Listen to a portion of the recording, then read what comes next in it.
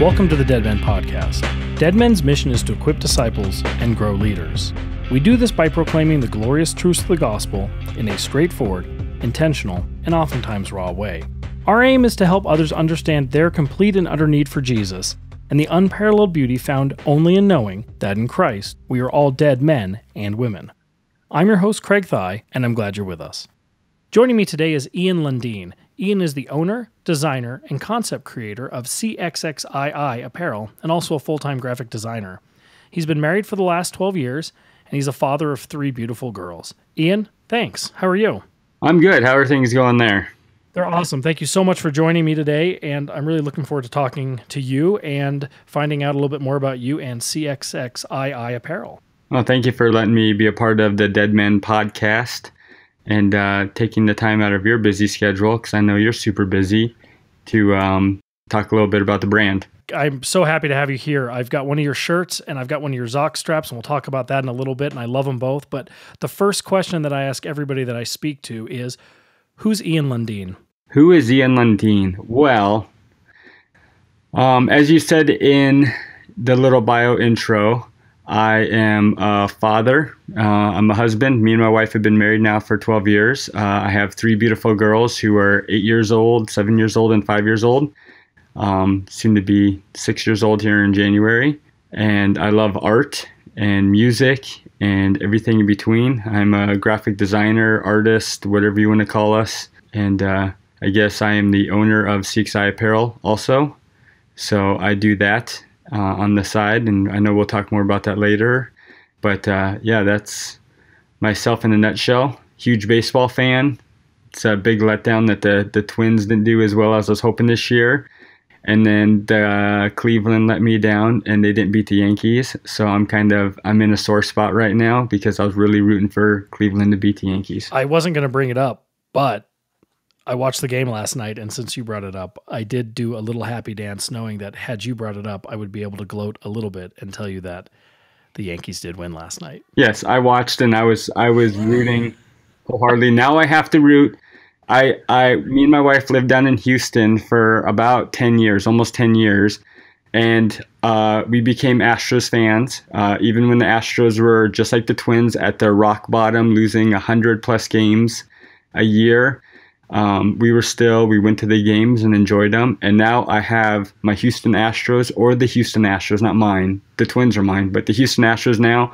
And I'm crossing my fingers that they will not give up hope and they could beat the Yankees. Enough said about the Yankees, though. That's right. We'll have to do a follow-up podcast when the Yankees go to the World Series.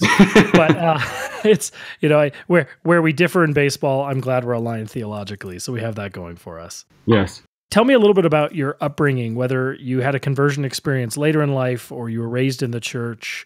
What is your Christian upbringing? For me, I was raised in a Christian family. Growing up, my dad was, you can consider him the children's pastor. He was kind of the unpaid, head volunteer, head honcho children's pastor. So he was pretty much second in command underneath, I guess, whoever's getting paid to do the children's ministry. But he did the puppets, he did the music, he did a lot of the festivals and the fundraisers and all the things that was kind of culminated inside the church. He was a big part of that. And I just grew up around it, grew up with a very creative background. My dad was an artist, and he poured into me his artistic skills, and my brother's fairly artistic also. And so the church was always around my life, whether it be going to church on Sunday mornings, Wednesday nights, work nights to go there and clean up or set up for Sunday. We were always in or around the church. What about now? Where do you guys find yourself out as far as a home church where you are now? Right now, since about 2 years ago, 2 years this month, we moved to Minneapolis, and we tried some churches and really enjoyed them. But we had some friends invite us to a church in kind of South Minneapolis called Motion City Church. It's a church plant there that was started up by Steve Nyland. He's an amazing pastor. It's a very small community church where, 50 to 100 people max. But it's a good church just to be able to sit down and grow as a community, get to know the people that are sitting around you, go out to lunch with them after church, and we really enjoy it. So if you are looking for a church in the Minneapolis area, Motion City Church, we meet at the Falwell School at 10:30 on Sunday mornings. Short little plug there. I like that you mentioned that you get to know the people that you sit around. My wife and I attend a real large church. It's the first big church either of us have attended, and we enjoy it because by nature of being a big church, financially and size and space, they have a lot of programs to offer.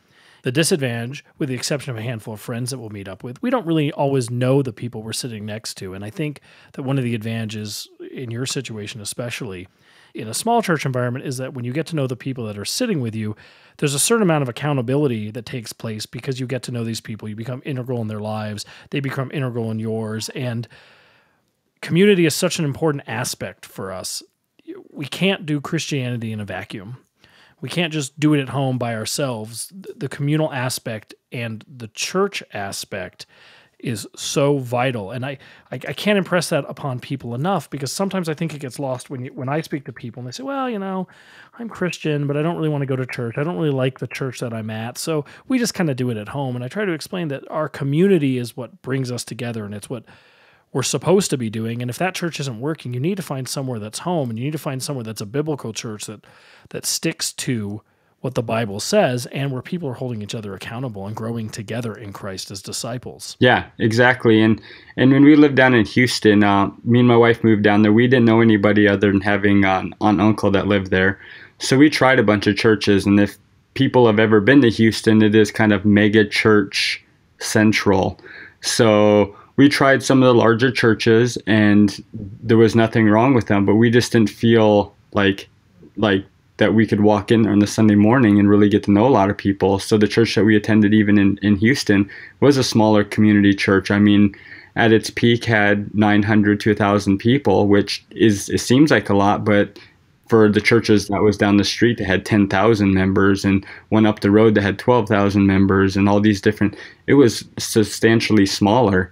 But to walk into church every Sunday for us, and our kids see their friends, and we can walk up and give a hug to the pastor and say hi and see how their week's going. And then even after, for us, we really enjoy the aspect of just going out to lunch after church, and our community groups on like Monday nights and stuff like that, when we can meet outside of church and just hang out and enjoy and spend life together. So for us, it's a big part of our life right now. We want our kids to have friends growing up, and we want to make new friends and bring more people into the small group and into the church and continue to kind of grow the church, but then also get to know everybody around you. So at any given Sunday, you can say, let's go get some lunch, and 10 people can go to the pizza place and get some lunch together and hang out. Yep. And it also helps, I think, inspire that community value of taking care of each other, especially during hard times, and having those people that we can lean on that are not only our friends, but they're also our brothers and sisters in Christ. And that's so important as well. Yeah,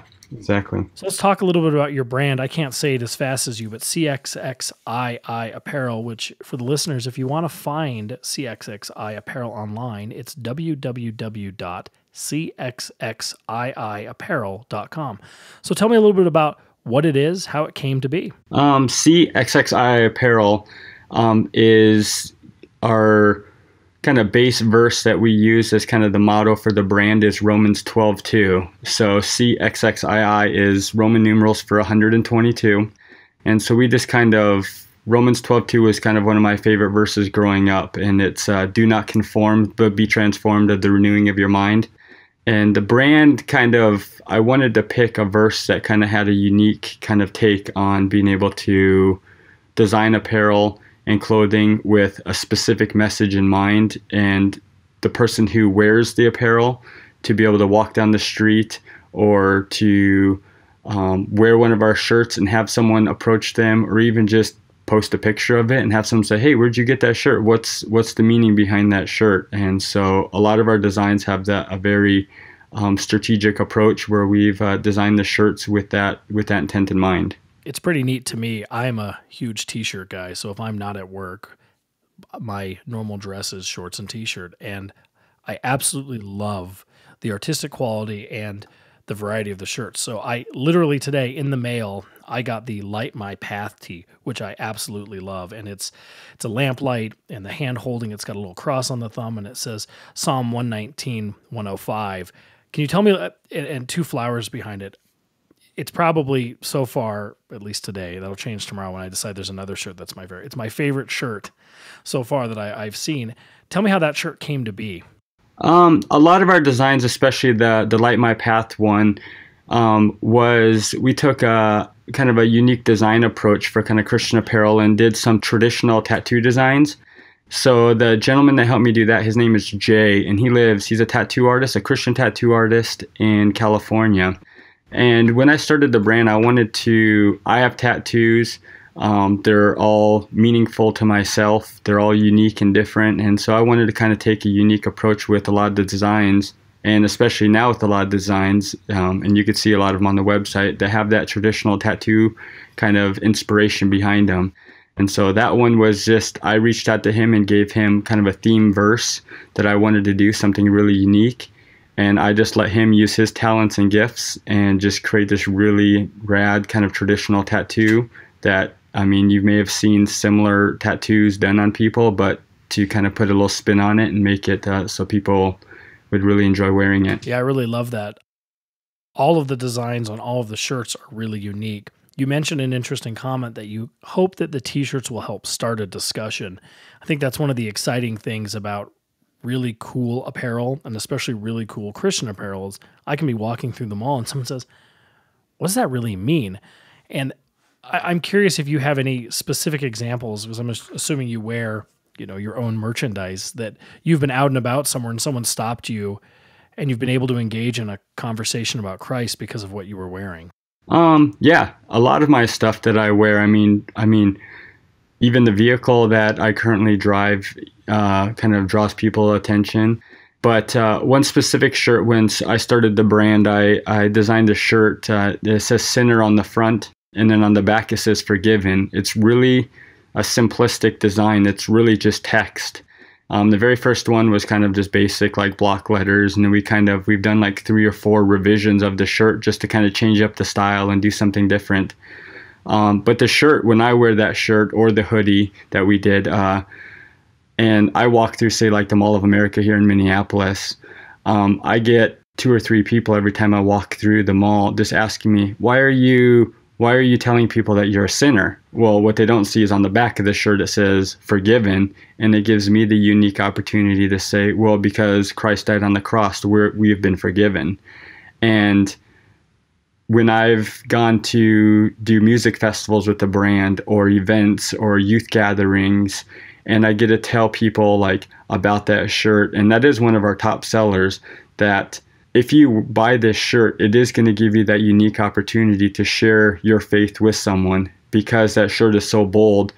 And we've had people come up and talk to us and tell us like, hey, like, for instance, we were at a music festival a few years ago and the gentleman really loved the shirt. And I was like, I kind of gave him that disclaimer, like, if you wear this shirt, you will get people that approach you and ask you why you're a sinner, or you may get dirty looks from the grandma that walks by you or someone at the grocery store or whatever. And he bought the shirt. The next morning, he went out to breakfast in South Dakota, in Rapid City. He wasn't from there, but he was staying at a hotel, went to a little breakfast place and was walking through the restaurant, and this elderly couple was sitting there, and the lady kind of tapped him as he walked by and it's like, why are you telling people that you're a sinner? Like, I find your shirt offensive. And he proceeded to almost say the exact same thing. Like, he kind of turned around and showed the back and said, because Christ died for us, we have been forgiven. And that lady kind of proceeded to kind of make small talk with them, and one thing led to another. And this young gentleman who was maybe in his lower 20s, maybe 20 at the most, sat down at the booth with them and proceeded to tell him his testimony and his story. And he came and told me this, which kind of got me choked up in a unique way, because he wore the shirt the same day and got to lead that couple to Christ at the restaurant because of that shirt. And being able to tell that testimony and his testimony to them kind of opened up that unique opportunity to minister to them. So that's been very impactful for me going forth with the brand and making sure that all the shirts represent that sort of message and theme, so that when someone does wear this shirt, it doesn't just represent a brand, it represents a whole message and a purpose behind the brand. Yeah, I love it. I'm looking at the white Sinner Forgiven metal edition tee on the website, and I love it because if you only saw the front side of the shirt, it says Sinner in kind of that heavy metal font. Kind of Metallica-esque font. Yeah, exactly. And so if you hadn't seen the back, which says Forgiven, has a big cross on the back, and it makes a reference to Romans 4:7, you'd have no idea. So it's amazing how it opens a conversation. Funny enough, today we had family over for a meal, and I had to run to the grocery store, and I wasn't wearing your apparel, but I was wearing another piece of Christian apparel that was a hat. And the lady at the checkout seemed a little bit nervous, but she wanted to engage me, the cashier. And she said to me, it was just as simple. She said, "Oh, I really like your hat," which then opened up a discussion with her and I briefly about her testimony. She didn't know how to approach me, but the clothing that I was wearing allowed the conversation to take place. And I think that's really powerful, especially when you take what you're doing and then you make it super artistic. We have all this creativity, and I'm not blessed with an artistic talent. I'm a mechanical engineering type of guy. That's where my skill lies. And my wife says I have a great face for radio. But so do I. But yeah, that's excellent. But I have so much respect for people like you and the folks that you've had done these designs, and my wife as well. My wife has an amazing visual artistic mind who can envision these things, because then folks like myself, especially, where I don't have that kind of artistic talent, but I want to have those discussions with people. This gives us an amazing tool, something that's stylish and something that opens those doors to those discussions. Today in the mail, I got one of your Zox straps, and I purchased the Do Not Worry strap, which is kind of, there's an interesting story behind it, but I picked it because worry has always been an area for me that's challenging. I thought, oh, this thing looks really cool, and you can tell me, I'm hoping you can tell me a little bit about the artwork behind it. And then when I got it, it came with a little plastic card, and it had Matthew 6:25 on it. And why worry? Why do we worry? Do you not know that God, who created everything, especially you and I, has a purpose and takes care of all that he created, from the lilies of the field to the birds that fly in the air? He knows what you need and will take care of you. And funny enough, on the second episode of the Dead Men podcast, Those are the Men's Muster, Alex and I talked about that very passage, and we talked about worry because it's such a prominent thing in all of our lives. And I love that I have this, I'm wearing it right now, this bracelet reminder. The card was cool, and the artwork on this is so slick. Can you tell me a little bit more about the Zox straps, the artwork, and what that partnership looks like? The Zox straps are a collab, you can call it, that I did with Zox. It's a company based out of California, and they have developed this unique, amazing product. This is actually the series 3 of my Zox straps. I've done 4 prior to these, the 2 newest ones that are on my site right now, and they all have had a different theme. We have the Do Not Worry one, which I kind of created the concept and the idea and sent it to a friend of mine who's a tattoo artist down in Texas, Josh Witten, and he does these amazing watercolor paintings of flowers. And so I asked him if he could do some like poppy flowers. That's kind of his specialty. And then I kind of, between the two of us, he did the painting, and then I kind of adapted the painting and created kind of my own background with the birds and stuff. So like the straps are like a double-sided, they're elastic, so they're like a one-size-fits-all sort of vibe. For younger kids, they don't fit the greatest, but for adults and teens and stuff, they fit really well. And they just have that unique look where you have almost like a double-sided wristband where you can wear them and kind of still share the message and have a unique piece around your wrist that's super lightweight, where if you couldn't wear a t-shirt or had to wear something dressy, you could at least wear like a wristband that was similar to a watch. So we have with that one, and we also have the newest other one is the new Temptation strap. That's Genesis 3, based off the whole kind of chapter of Genesis 3 with the fall of man and Adam and Eve and stuff. So we have that. They're awesome, and I've got, regular, normal big guy size. I'm 5'10", about 180 pounds wrist, and I saw it when I came in. I said, I wonder if that's going to fit. And I can tell you're absolutely right with the expandable. It's comfortable, it doesn't pinch, and it fits perfect. I really like that. I noticed on the site, too, that you have a set of tees, and they say CXXII missions. Do you want to tell us a little bit about what the missions work you do with the t-shirts and how you support missions? We started, when I started CXXII Apparel, I knew that I wanted to kind of use the brand to help my friends who are missionaries. So before we ended up moving and before my friends actually moved away also, we did some fundraisers for them, and I kind of used my creative ability and with their kind of approval did these shirt designs to help support them. So we have one that's almost completely sold out on the site now. That was a Cofradia mission shirt. We have some friends that are missionaries down in Cofradia, Mexico. And then we have some friends of ours that live in Jordan right now, the Pancrats, and that was the Be Compelled shirt. They had a specific theme for kind of their mission that they want to call it, that their family wanted to. So they used is it 1 Corinthians 5 something? Can't remember it off the top of my head. But based off of the Be Compelled, and it's in Arabic on the front of the shirts with this really unique mandala. And then we just have kind of a general tee right now on there that has kind of like a traditional globe on the back, tattoo kind of style globe on the back, and we're just using that to help just kind of support missionaries anywhere. Or if there's specific funding or someone reaches out to us or we hear about a need somewhere that someone's like, oh, I need this to buy some medicine for my daughter or whatever, and they're overseas, we try to help out as much as we're able to help out. So we kind of use those shirts as kind of like a catalyst to kind of support missionaries. I think that's awesome. You get an awesome shirt and you get to use your money to support people doing God's work all over the world. How do you involve the kids and the family in this business? My wife, I mean, I use her as kind of a filter, because sometimes for me, I develop this concept and idea, and I use her just to kind of filter my idea and kind of refine it a little bit more, because sometimes my ideas are they come out rough, and over the course of a month or two kind of developing the idea, she kind of puts her input into it, and I kind of run the idea and the vision past her of what I want the shirt to be like, and she gives me feedback, and so she's kind of the filter and helps out kind of logistically sometimes when I'm not able, or if I'm not home to be able to ship out shirts and that sort of thing. She helps to ship that stuff out. And then same with my kids. They love it to come downstairs when they're able to and help pack up the shirts and ship them out. And just a quick side note, they are seeing a lot of the inspiration behind the brand too. So like my youngest daughter, Anna Gail, she knows that I do shirts and designs and stuff, and she recently became a giant fan of sloths.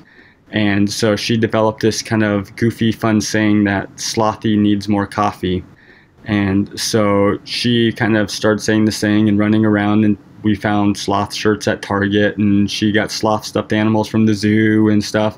And my wheels started turning and processed this idea of doing a fundraiser and involving her in it, so that she can see some of the fruits of her labor and her idea kind of come to life. So we did this fundraiser for the Como Zoo up in St. Paul, and we're able to raise a little over $500 so that my daughter could support or kind of donate the money to support the sloths at the zoo. So they've been able to kind of see some of what I've been doing, and it's rubbing off on them so that they can in turn start processing their own ideas and concepts and seeing how they can kind of work for the kingdom also. Yeah, I think that's twofold. One, teaching our children values about work is so important. But two, teaching our children values about work that supports the kingdom is even more important. And we all as parents, and I'm sure the listeners that are parents can relate, we spend a lot of time telling our kids things. Do this, don't do that. Stop hitting your brother. Why'd you light that on fire? But we, sorry. Don't hit the doll's hair. Yeah, exactly. But some of that, as you remember when we were kids, passes through one ear out the other. But actions and the actions that we take as parents leave lasting impressions on children. And so for us to take activities, whether it's the podcast that I'm doing or preaching or T-shirts or blog, whatever those things are, missionary work, the work that we do for the kingdom through action is what's going to help our children define the work that they're going to do for the kingdom in action as they get older.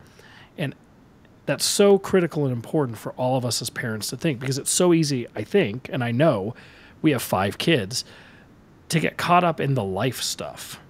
You're driving everywhere. I jokingly call it Uber for kids, but we just don't get paid.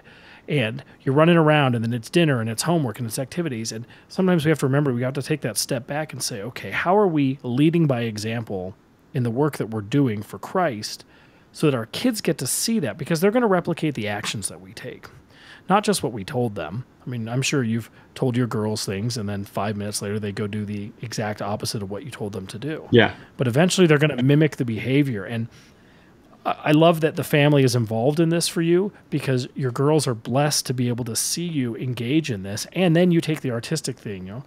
Slothy needs coffee or loves coffee? Slothy needs more coffee because they're slow, so they need more, so they keep going. That's me at 6 o'clock every morning. Yeah. And so now she gets to expand on the artistic part, and then you're encouraging her. And encouragement and action is so important for all of us as parents to take. And if for those listeners that don't have kids, it's important for us to take in the relationships we have with people, whether it's significant others, it's family, it's the people we work with. And even if you don't work in a ministry-related job, we can still bring the kingdom into everything that we do. Yeah, exactly. I know that you've done some stuff with skateboard ministry. Would you like to talk about that a little bit? Yeah. Growing up, I've always been kind of an active person, active guy. And about my middle school years, started skateboarding and really got involved. And that's how I found a lot of friends and became friends with a lot of people over the years. But probably the last 4 or 5 years really became active in skateboard ministry side of things. Down in Houston, I became active in a ministry down there called the Truth Riders that's ran by John Holcutt. It's actually kind of ran through the Met Church up there in kind of the Cypress area. And just kind of heard about it and started. I dusted off my skateboard after a couple of years of not messing around with it and started skating with these young kids and just pouring into them and just leading by example, because a lot of the kids these days in the skateboard community are just broken and hurt, and they come from broken homes and families who just aren't present. And I got to kind of see firsthand for the first time a true skateboard ministry running. John Holcutt does an amazing job down there. I mean, he pours into the kids financially, physically, mentally. He drives them around like Uber, like you were saying. He takes them to the local skate parks. He shows up. He puts on this massive contest every year called Skate It Up, which just happened a couple weeks ago, where he financially supports this and reaches out to 100 to 150 skaters down in the Houston area and puts on this huge skate event. It's not just small, it's at the nation's largest outdoor skate park that's free. So he puts on this huge event. And through just him mentoring me and showing me some of the ropes, I've just kind of continued to pour into the skate community, whether it be with some of my designs. I sponsor and support some skaters, some that are just kind of scattered all across the country that I communicate with that do similar things to what I do. They just go to the skate park and hang out with kids that are broken and hurt and minister to them, be a positive influence in their lives. And so I just wanted that to be part of an aspect of CXXII Apparel, where not only can I do something, but pour into other kids and mentor other kids, and then they could pour into the community and be a positive role model in the community also. I love it. I love that you're taking action in the places that you're at, and you're really, truly reaching out to those folks. Good job to you and everyone else involved in that. And I would encourage everyone who's listening to find something that you're passionate about and find a way to reach out with people. So our time here is coming close to an end. Ian, is there anything that you want to share with the listeners before we wrap it up? Not anything in particular, really. I just, the biggest thing that I want to do is just try to encourage people, because CXXII Apparel was kind of a challenge brought on by a friend of mine down in Houston. His name's Jesse, and I did graphic design work for him. So on a regular basis, we'd meet and hang out, and we got to know each other. And he just approached me one day and just said, "Hey, Ian, what sort of art can you do?" And I'm like, "Well, what do you mean? What kind of art can I do?" And he proceeded to say, "Hey, I'm a DJ. This is what I do. But I take time out of my busy schedule to hone my craft, to do something I'm passionate about, to do something I love. And I devote that time not just for myself, but to God, and to give it over to Him, and to donate my time and energy to do that, like away from family or late at nights. And so he challenged me just to find something to take some time out of my busy schedule to just kind of pray about it and figure out what I wanted to do. And that's honestly how CXXII Apparel started, was that challenge and me sitting down and praying and figuring out what can I do to glorify God using my talents. And so when I've talked with youth pastors and students about it, I pretty much tell that to them. It's like, no matter how busy of a schedule you have, always take some time to devote it towards God, whether it be getting into the Word and reading the Bible, or just, if you are an artist, take some time to find unique ways to display your art to glorify God. That's not like going to be used as like a product for someone else or whatever, but just to something that they can just do to take some time just to calm themselves down and listen to God speak to them, because that's a lot of how all the designs that I've came up with have came about, is God speaking through me to come up with these unique designs and concepts. I listened to something not too long ago, and it was talking about helping define our calling. And the comment that the person that I was listening to said was, she said, you need to live your calling out in everything that you do. Your calling should be all-encompassing of everything you do. So I think I'm blessed to know that that is what you are doing, and I think that's an important thing for all of us to focus on.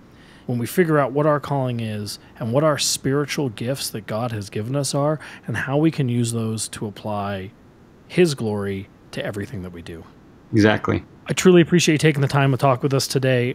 I love the brand. I love the apparel. Again, folks, if you want to take a look at it, it's www.cxxiapparel.com.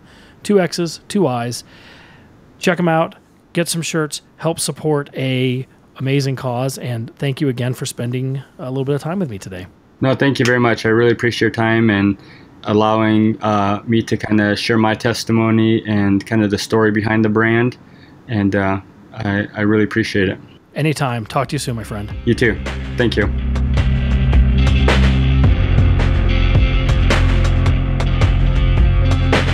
Thanks for joining us today. You can find more articles, videos, and resources at www.deadmenstuff.com. Please don't forget to rate us on iTunes, and feel free to email me at deadmenpodcast@gmail.com. If you're interested in sponsoring Dead Men, please click the Patreon link on the right side of our webpage. We really appreciate your support.